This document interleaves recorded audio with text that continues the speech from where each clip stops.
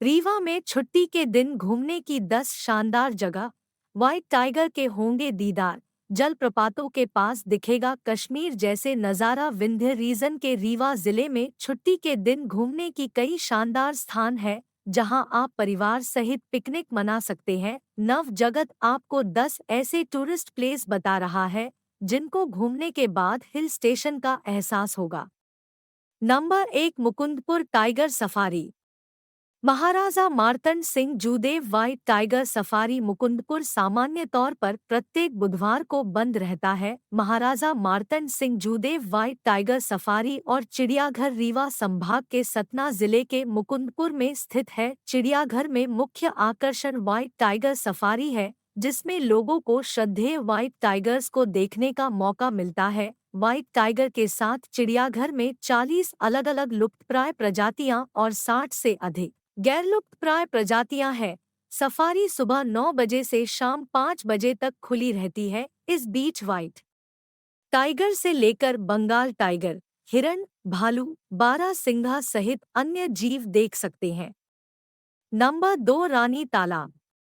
रीवा शहर के दक्षिणी भाग में स्थित रानी तालाब भक्तों की आस्था का केंद्र है। यहां आप परिवार सहित घूम फिर सकते हैं। साथ ही शाम को वोटिंग कराई जाती है। मान्यता है कि सदियों पहले लवाना जाति के लोगों ने तालाब को खोदा था। तब रीवा राजघराने की महारानी कुंदन रक्षा बंधन के दिन पूजा करने गई थी जहां वे प्रसन्न होकर लवाना जाति के लोगों के हाथ में रक्षा सूत्र बांध दिया। तब लवाना जाति के लोगों ने महारानी को भेंट स्वरूप तालाब दे दिया। तब से यह रानी तालाब के नाम से जाना जाता है। नंबर 3, रीवा का किला। बघेल साम्राज्य के किले का इतिहास 400 वर्ष पुराना है। कहा जाता है कि महाराजा व्याघ्रदेव से लेकर वर्तमान महाराजा पुष्पराज सिंह तक 35 पीढ़ियों का शासन रह चुका है। बाहर से आने वाले पर्यटकों के लिए रीवा का किला आकर्षण का केंद्र रहता है। इसके पीछे 2 नदियां हैं जो किले को प्राकृतिक सुंदरता प्रदान करती है। मुख्य द्वार भारतीय वास्तुकला का एक अच्छा उदाहरण है। यह पर्यटकों को आवास प्रदान करता है। इसमें एक रेस्तरां और एक संग्रहालय है। घूमने के लिए कैनन, शाही चांदी का सिंहासन, संग्रहालय हॉल का झूमर, हथियार गैलरी और सफेद बाग गैलरी शामिल है। नंबर 4, गोविंदगढ़ का तालाब। गोविंदगढ़ का झील रीवा जिले में प्रसिद्ध झीलों तालाब में एक है। गोविंदगढ़ पैलेस इसी झील के किनारे बनाया गया है। झील से घिरे होने के कारण गोविंदगढ़ पैलेस का नज़ारा प्राकृतिक दिखता है। कहा जाता है कि गोविंदगढ़ झील महाराजा रीवा की ग्रीष्मकालीन राजधानी हुआ करती थी। यह पैलेस रीवा से 18 किलोमीटर दूरी है जो 13,000 वर्ग मीटर के क्षेत्र में फैला हुआ है। यह तालाब पर्यटकों व पक्षी प्रेमियों के लिए स्वर्ग माना जाता है। कहते हैं कि यहाँ साल भर अनेक पक्षी आते हैं और इस झील में रहते हैं। नंबर 5, क्योटी जलप्रपात।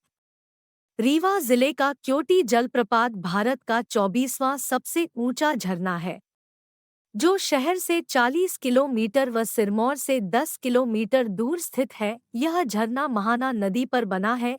इसकी ऊंचाई करीब 130 मीटर है। क्योटी जलप्रपात अपनी आकर्षक सुंदरता से ट्रैकर्स और पर्यटकों को अपनी ओर आकर्षित करता है। बताया गया कि इस झरने पर यूपी और बिहार के लोग सबसे ज्यादा आते हैं। रीवा से सड़क के रास्ते सिरमौर पहुंचकर यहां जा सकते हैं। नंबर 6, पूर्वा जलप्रपात। रीवा शहर से 25 किलोमीटर व सेमरिया कस्बे से 15 किलोमीटर पहले पूर्वा फॉल टमस नदी पर स्थित है।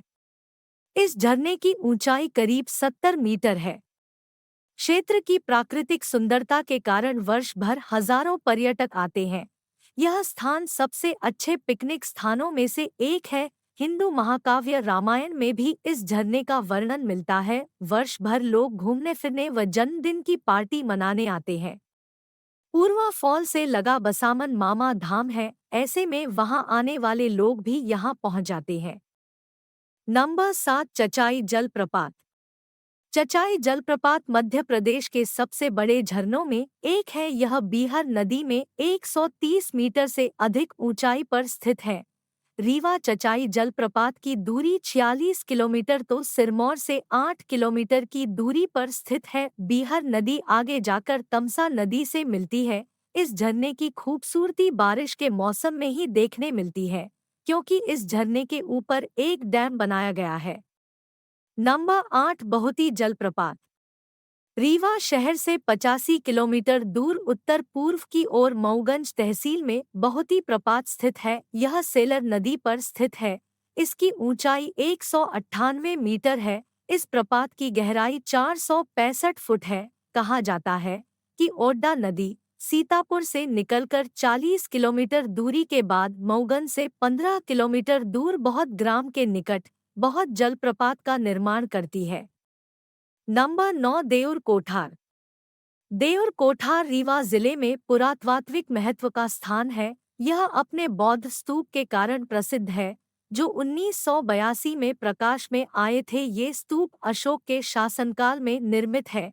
यहाँ लगभग 2000 वर्ष पुराने बौद्ध स्तूप और लगभग 5000 वर्ष पुराने शैलचित्र गुफाएं मौजूद है। देउर कोठार रीवा इलाहाबाद मार्ग के सोहागी में स्थित है। यहाँ मौर्यकालीन मिट्टी ईंट के बने 3 बड़े स्तूप और लगभग 46 पत्थरों के छोटे स्तूप बने हैं। अशोक युग के दौरान विंध्य क्षेत्र में धर्म का प्रचार प्रसार हुआ और भगवान बौद्ध के अवशेषों को वितरित कर स्तूपों का निर्माण किया गया। नंबर 10 पियावन घिनौची धाम। घिनौची धाम, जिसे पियावन के नाम से जाना जाता है, यह अतुलनीय ऐतिहासिक, प्राकृतिक एवं धार्मिक पर्यटन स्थल रीवा जिले से 42 किलोमीटर दूर सिरमौर की बरदहा घाटी में है। प्रकृति की अनुपम छटा के बीच यह धाम धरती से 200 फीट नीचे और लगभग 800 फीट चौड़ी प्रकृति की सुरम्य वादियों से घिरा हुआ है। प्राकृतिक झरने का श्वेत जल भगवान भोलेनाथ का 12 महीने निरंतर जलाभिषेक करता है, जिसे देखना रोमांचकारी है।